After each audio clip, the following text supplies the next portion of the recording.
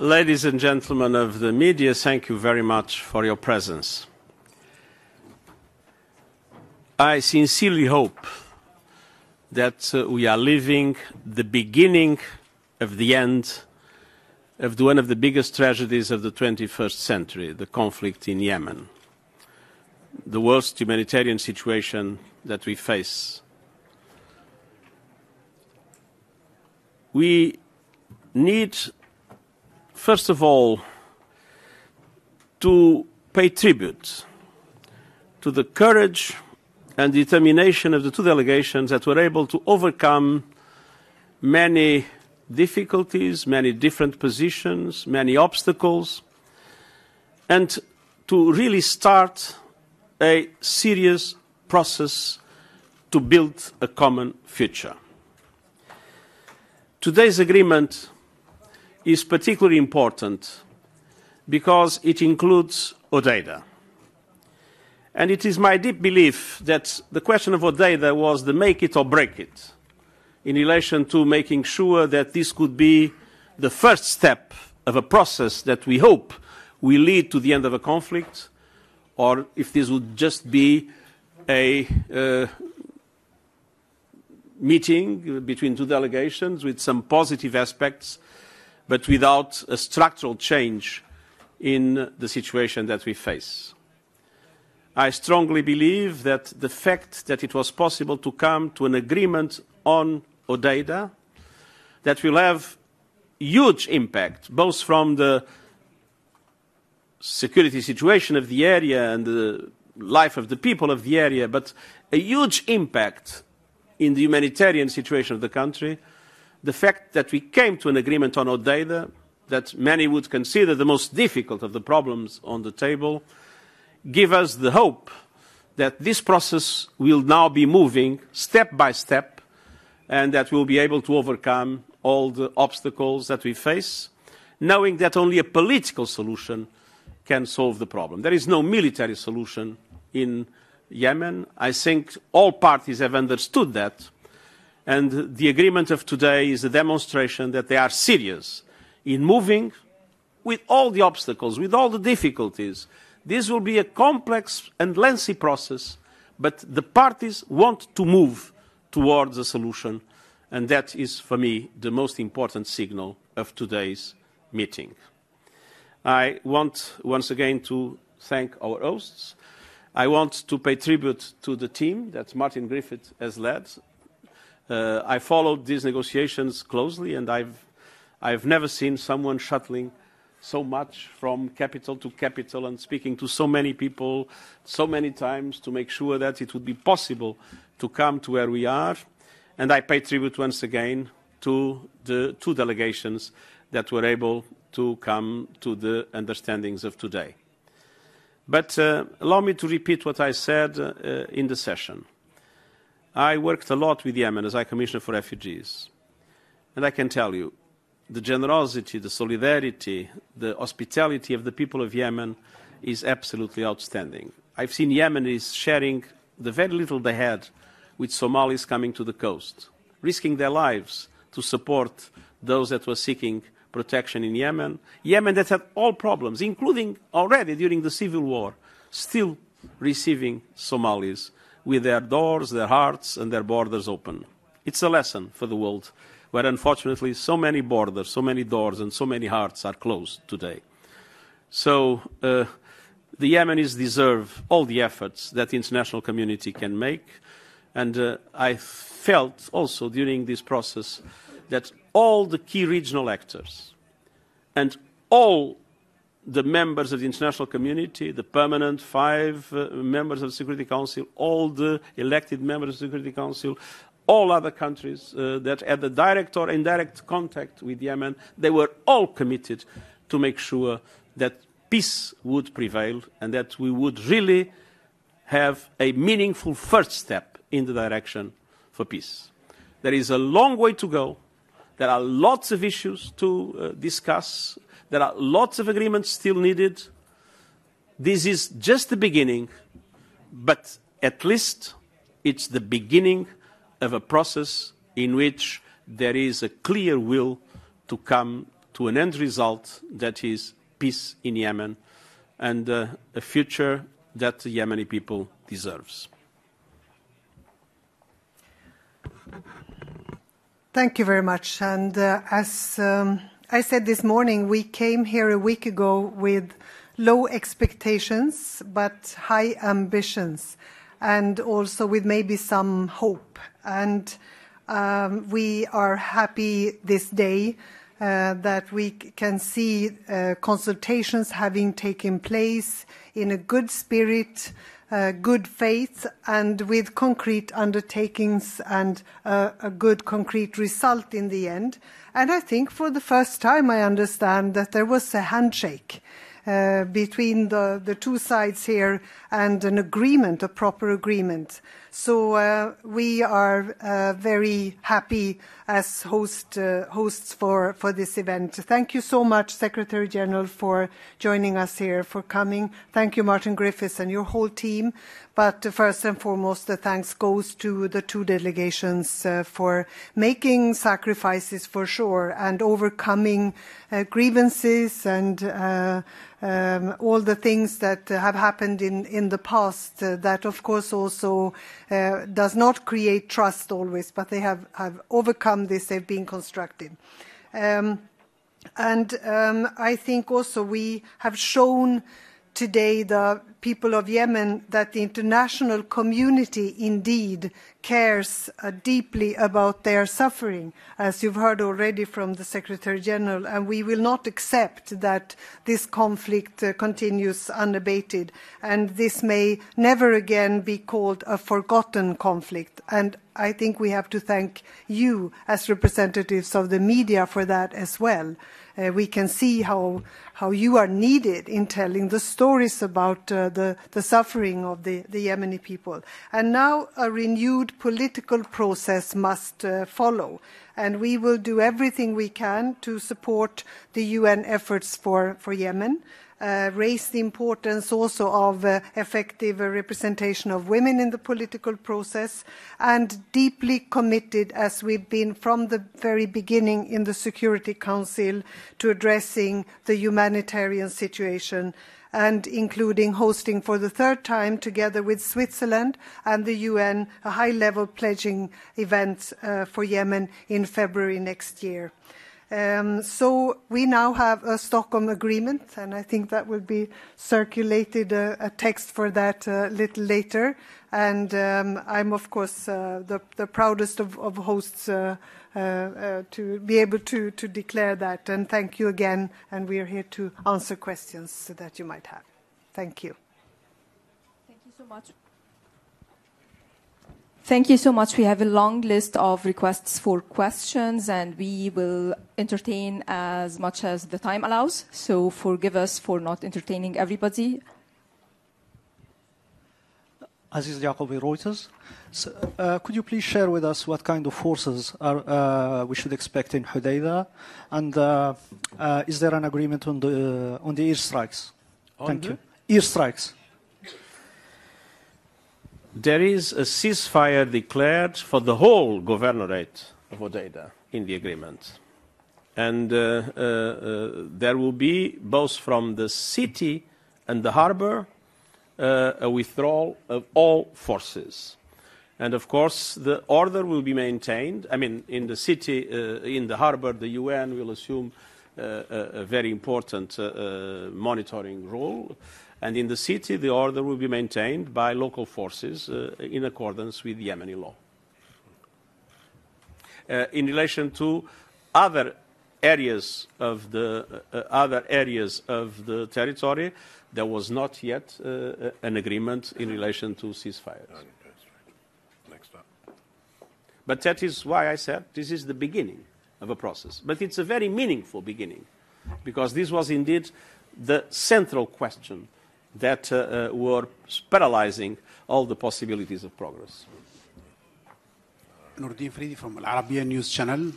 Mr. Secretary General, if someone wants to be optimistic, then he can see with the three understanding or agreement that the cup is half full. The glass is half full, so one can be optimistic on the side. Can I ask you, can the United Nations be a guarantor to the implementation of the 3 agreements, and what will happen if one of both parties did not fulfill his commitment? And can I ask you, your special envoy, could you tell us what was the UN's suggestion for Sana'a and Aden airport, and what was the sticking points which, let's say, postponed the agreement? Thank you. I would like to change the usual image of the glass half full and half empty. If this is the glass was empty. What we did was to start putting some water in the glass. But there is still a long way to go. So this was the beginning of filling the glass. What is important, it is that it is a beginning that is meaningful. If we only had an exchange of prisoners, it would be very important for the prisoners.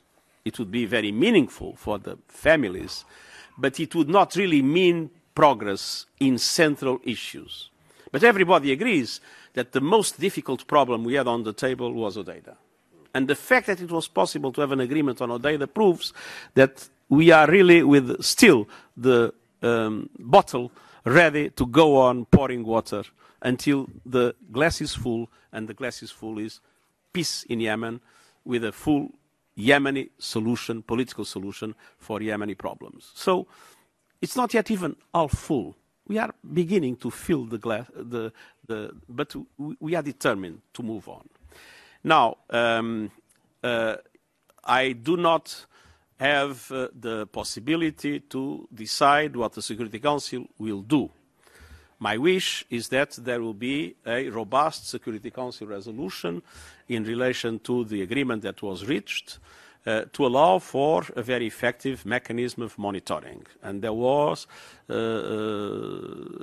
number of countries that put their services at our disposal with the technologies that are necessary for that, to make sure that the redeployment of forces would be effectively monitored and that the agreements would be effectively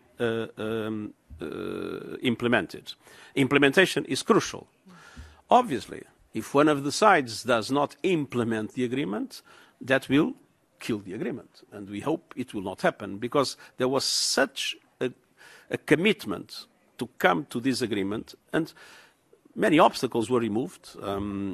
This was not an easy thing to do.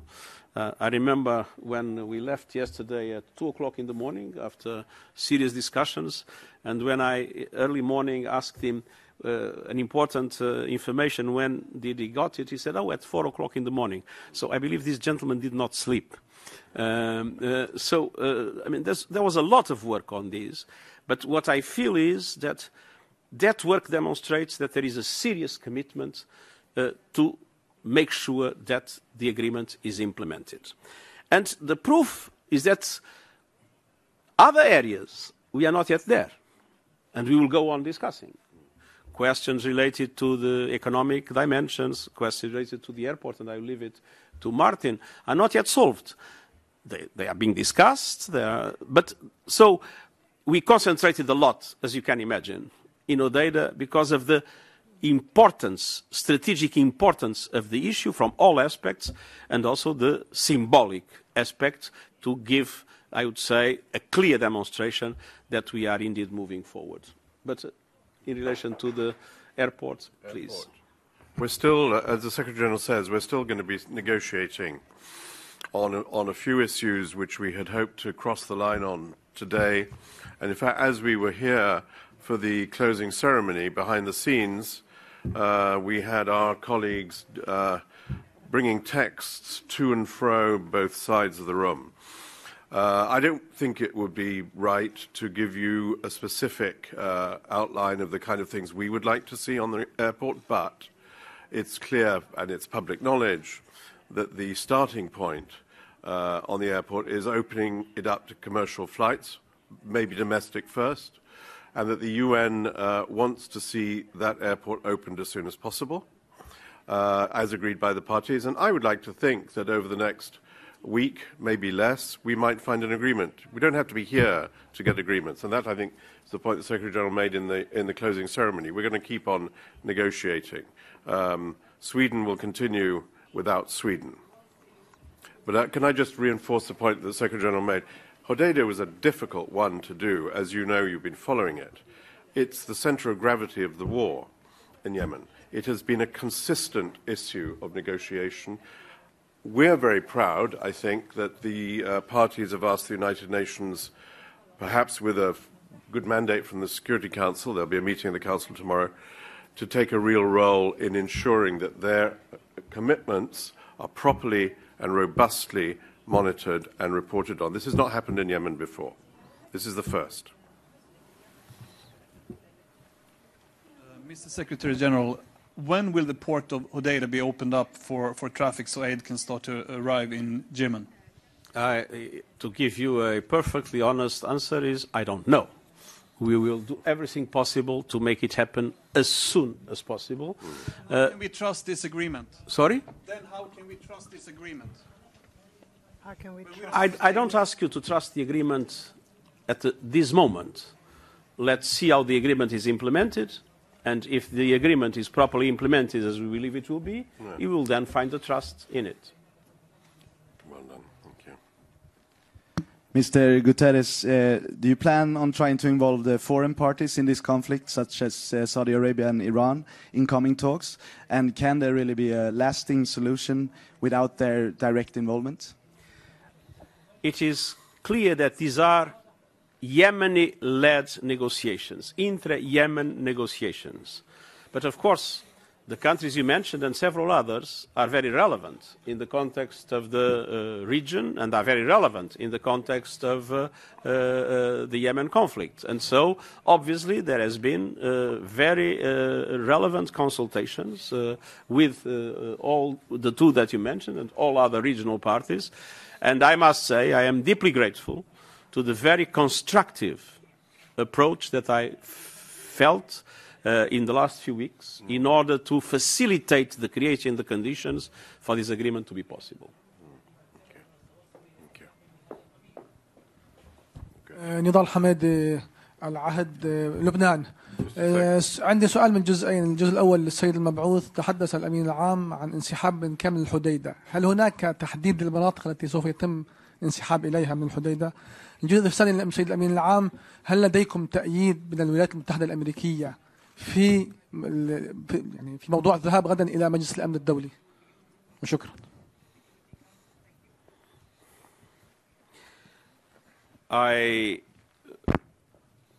First of all, there are clear indications on how this will be implemented on the ground. There were maps that were discussed and seen.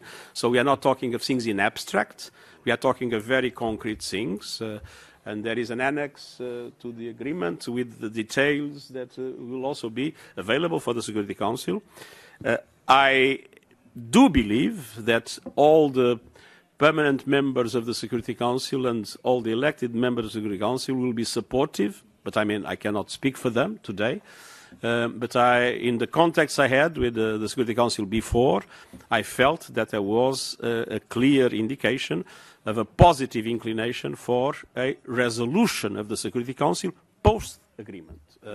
And of course, that resolution, from my perspective, would be very important to give a robust mechanism of monitoring and verification. And I have to say that the United States that you have mentioned not only have showed positive indications in relation to that, but also the availability of technological means to allow for the monitoring to be very effective.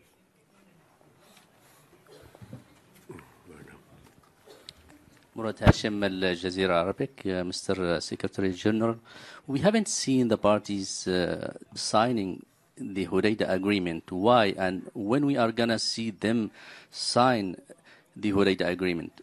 Also, what are the main areas of disagreement regarding the central bank and ties? Thank you. It was never foreseen that there will be a signature. we agreed on a text, and the two parties were very clear on their support to that and on the support to the implementation. So there was not, as this is an ongoing process with different areas, we now reached agreement on 3 of them, and there will be no new agreements on new aspects as time goes by. We did not foresee a signature ceremony that, in our opinion, would not be necessary. In relation to ties, there was an understanding. And so I believe that we will have no difficulties in what we now want to have in relation to access, corridors, demining, and all the other aspects. I believe that there was complete agreement between the two sides. In relation to the other aspects, there is still a lot to discuss. I believe we all felt how important it is, namely, for people to receive their salaries.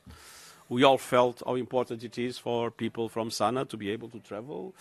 So these are things that still need more time to find the formulas that can be acceptable for both sides, even if in principle both sides agree that these things should move forward. But, as you know, there are still many areas in which there is a clear division, and so it will take some time to be able to overcome the differences of position that still exist. But our determination is to move forward as quickly as possible and to push as quickly as possible for salaries to be able to be paid and for the measures of economic reform that are necessary to be taken, and at the same time to make sure that we find a way to allow for the Sana airport to be open. Can I just add to this? And as the Secretary General said, there are very specific texts. This is not just wishful thinking. There are texts which have been agreed word by word. That's why it's taken us some time. The withdrawals, you asked the question, how do we know if it's happening? There are phases by the days that what needs to happen from what area to the other in Hodeidah. This is tangible, real, verifiable, and monitorable agreements. Of course, you can't get agreement on everything. These two parties still have a lot to do to come together on the issues of sovereignty and so forth. Of course they do. But Hodeidah is a practical agreement worked out by experts on both sides, and I think the reason why we're being slightly careful about giving any details is that this will be something that will be put before the Security Council tomorrow, and it will be for them to decide how they would like to see it implemented. But every sign is that they would be very willing to do so, and that's a first. These will be the first withdrawals of any forces in the history of this conflict.